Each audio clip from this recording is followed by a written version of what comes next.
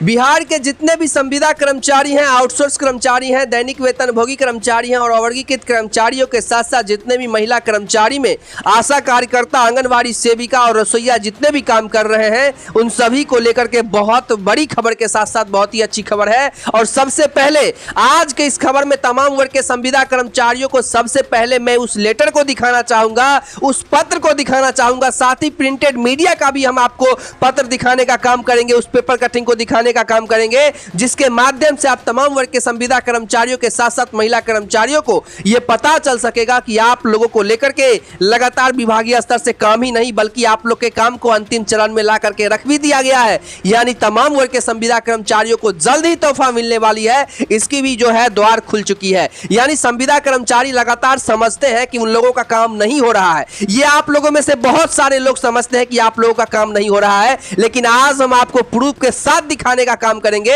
कि संविदा कर्मचारी जिस प्रकार से सोचते हैं वो गलत सोचते हैं, क्योंकि आप लोगों के कामों को लेकर के लगातार जो है भारतीय मजदूर संघ भी लगातार माननीय मुख्यमंत्री श्री नीतीश कुमार से मिल रहे हैं और आप लोगों को लेकर के जो अहम फैसलाएं सरकार ने ली थी उसमें काम कहां तक हुआ है इसको लेकर के वो जानने को लेकर के भी काम किया है। क्योंकि लगातार आप लोग को बता दें कि संविदा कर्मचारियों को लेकर के लगातार हाईकोर्ट में भी पिटीशन डाली गई थी और लगातार सुप्रीम कोर्ट यानी कि देश के सर्वोच्च न्यायालय में भी उस पिटीशन को डाली गई थी कि संविदा कर्मचारियों को आज के समय में एक समान वेतन मिलना चाहिए, क्योंकि अल्प मानदेय में कब तक उन लोगों को प्रताड़ित किया जाएगा, इस बात को सुप्रीम कोर्ट ने भी खोला था और इस बात को हाई कोर्ट ने भी स्पष्टीकरण दे दिया था। हाई कोर्ट तो कहीं ना कहीं जाकर के चुप्पी साधी थी, लेकिन सुप्रीम कोर्ट ने स्पष्ट कर दिया था, जिसके माध्यम से आप तमाम वर्ग के संविदा कर्मचारियों को लेकर के बिहार के माननीय मुख्यमंत्री श्री नीतीश कुमार ने स्पष्टीकरण देते हुए कह दिया था कि एक एक संविदा कर्मचारियों के साथ साथ जितने भी महिला कर्मचारी हैं उन सभी के लिए सरकार नियमावली जो बना रही है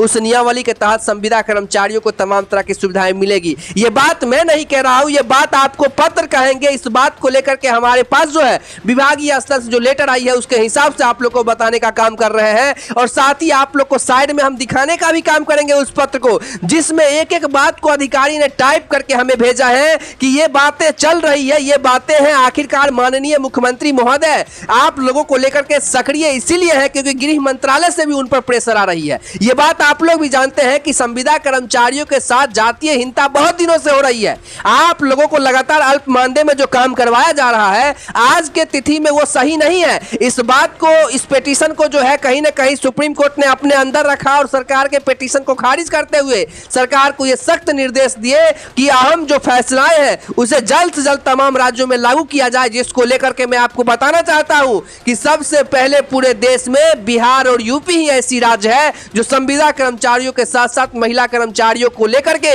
उन्होंने स्थगित जो किए जाने वाले प्रस्ताव थे वो कमेटी को भार दे दिए और कमेटी उसे जल्द जो है उसे कैबिनेट में पारित कर तमाम वर्ग के संविदा कर्मचारियों के नियमितीकरण के साथ साथ तमाम तरह की सुविधाएं प्रोवाइड करने का द्वार जो है खुल चुकी है। लेकिन यहां पर एक चीज और लगाया गया है, सरकार की तरफ से एक और चीज यहां पे कंसर्न किया गया है कि अनुभव, यानी अनुभव को जोड़ दिया गया है। अनुभव यानी कि आप लोगों को पता है कि सुप्रीम कोर्ट ने जो महिला कर्मचारियों को लेकर के 17 से 21 हजार का जो नियमावली बनाया है कि 17 से 21 हजार रुपए नियमावली के साथ महिला कर्मचारियों को न्यूनतम मजदूरी दी जाएगी जो कि अनुभव के आधार पर होगी। और वैसे ही संविदा कर्मचारियों को लेकर के उन्होंने 21,000 से 24,000 एज अ फ्रेशर जो लगते हैं उसके लिए जो वेतनमान बताई गई है वो है। ऐसा नहीं कि आप लोग को 50,000 मिलेगा, 40,000 मिलेगा, ऐसा हम नहीं कर रहे हैं क्योंकि ये आप लोग के लिए हित संभव ही नहीं है, क्योंकि एज अ फ्रेशर जो लग रहे हैं उनके लिए स्पष्ट रूप से सुप्रीम कोर्ट का कहना है कि इन लोगों को उचित वेतनमान के तौर पर आज के समय में जो सही नहीं मिल रही है उस पर सरकार गौर करे और सरकार इन लोगों को जो सुप्रीम कोर्ट के आदेशानुसार 21,000 से 24,000 तय किए गए हैं उसी के अनुसार इनको दिए जाए। और इस बात को हमने आपको बताया था और स्टैंडिंग कमेटी के रिपोर्ट भी हमने आपको दिखाया था, सुनवाया भी था, जिसमें स्पष्ट रूप से कहा गया था। अब यहाँ पे आपको बता दें पत्र के हिसाब से, जैसा कि आप लोग भी देख रहे होंगे कि बड़े बड़े अक्षर में लिखा हुआ है, हेडलाइन भी आप लोग देख सकते हैं कि स्पष्ट रूप से यहां पे कहा गया कि आउटसोर्सिंग और संविदा कर्मियों की सेवा नीति लागू करने का बड़ा आश्वासन सरकार की तरफ से दिया गया है। अब आप तमाम वर्ग के संविदा कर्मचारी यहां पे समझने का काम कीजिए कि सरकार ने आश्वस्त किया है, वो किसको आश्वस्त किया है? तो भारतीय मजदूर संघ को आश्वस्त किया है, क्योंकि भारतीय मजदूर संघ तमाम राज्यों के मुख्यमंत्री महोदय से मिलकर के और जो गणना है जो सुप्रीम कोर्ट के आदेश से, भाई कोई तो प्रेशर डालने के लिए रहेगा, कोई तो इंक्वायरी के लिए रहेगा, अब विभाग को समय नहीं है तो कम से कम भारतीय मजदूर संघ जो अपने हैंडल से जो चला रहे हैं वो तो कम से कम जायजा लेंगे। तो वो तमाम राज्यों के जो है मुख्यमंत्री महोदय से वो स्पेशल मीटिंग के साथ उन्होंने बातचीत करने का काम किया। जैसा कि आप लोग भी जानते थे कि लगातार मुख्यमंत्री महोदय बैठक कर रहे हैं, वो बैठक यही थी और इसी बैठक में उन्होंने निर्णय लिया है कि तमाम वर्ग के संविदा कर्मचारियों को लेकर के सुप्रीम कोर्ट ने जो निर्णय दिया है उसी के आधार पर हम लोग जो है नियमावली बना रहे हैं और तमाम वर्ग के महिला कर्मचारियों को तमाम तरह की सुविधाएं साथ ही संविदा कर्मचारियों को भी देने का काम करेंगे। अब यहाँ पे आप तमाम वर्ग के महिला कर्मचारी और जितने भी संविदा कर्मचारी उन सभी को दिखाना चाहते हैं।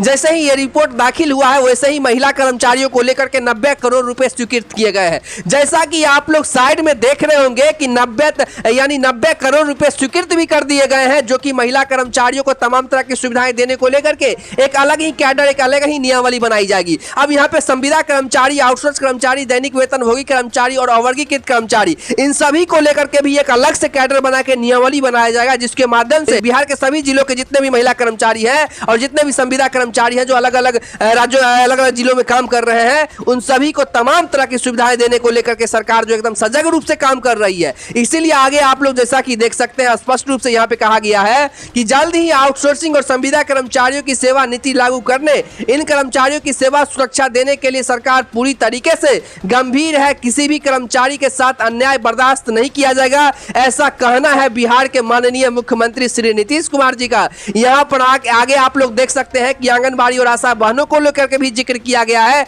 जो कि ध्यान पूर्वक देखिएगा लिखा गया है। भारतीय मजदूर संघ के क्षेत्र संगठन मंत्री अनुपम और प्रदेश अध्यक्ष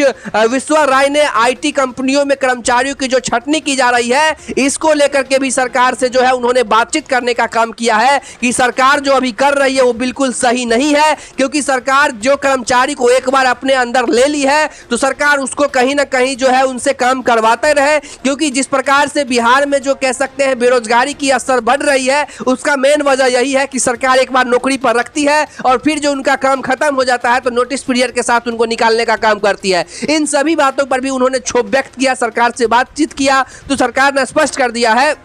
कि जितने भी संविदा कर्मचारी, आउटसोर्स कर्मचारी, दैनिक वेतनभोगी कर्मचारियों के साथ साथ जितने भी महिला कर्मचारी हैं उन सभी को लेकर के सरकार नियमावली बना रही है और उसी नियमावली के तहत तमाम वर्ग के संविदा कर्मचारियों के साथ साथ महिला कर्मचारियों को उचित वेतनमान के साथ साथ NPS, mediclaim policy, accidental insurance, सप्ताह में छुट्टी, राष्ट्रीय छुट्टी, ईपीएफओ, ईएसआई, अनुकंपा, ग्रेचुइटी, रिटायरमेंट सहित तमाम तरह की सुविधाएं आप लोगों को दिए जाएंगे। क्योंकि आप लोग को बता देना चाहते हैं कि 8वां वेतन लगने वाला है सरकारी कर्मचारियों का। अब सरकारी कर्मचारियों का 8वां वेतन लगने वाला है तो जितने भी संविदा कर्मचारी और महिला कर्मचारी हैं इन सभी को 7वें वेतनमान के प्राधिकरण में भी लाया जाए, इसको लेकर के भी बातचीत किया जा रहा है। क्योंकि महंगाई बढ़ रही है तो सबके लिए बढ़ रही है और संविदा कर्मचारी ऐसा तो नहीं है कि वो सरकारी कर्मचारियों से कम काम करते हैं, कहीं ना कहीं उनसे ज्यादा ही काम करते हैं। एक डिग्री ही नहीं है ना जिसके हिसाब से विभाग जो है इस पर फैसला ले सकेगा। और तमाम जानकारी आप लोग को बताते हुए ये कहना है कि तमाम विभागों का फाइल जो है सामान्य प्रशासन विभाग के अधीन जो डिटरमिनेशन प्रक्रिया चल रही है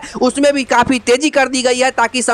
माननीय मुख्यमंत्री महोदय के सामने वो समक्ष लाया जाए। उस पर प्रस्तावित जो भी होंगे उसको प्रक्रिया को किया जाएगा। इसके बाद कैबिनेट में प्रस्तावित करके तमाम वर्ग के संविदा कर्मचारियों को तोहफा दे दिया जाएगा।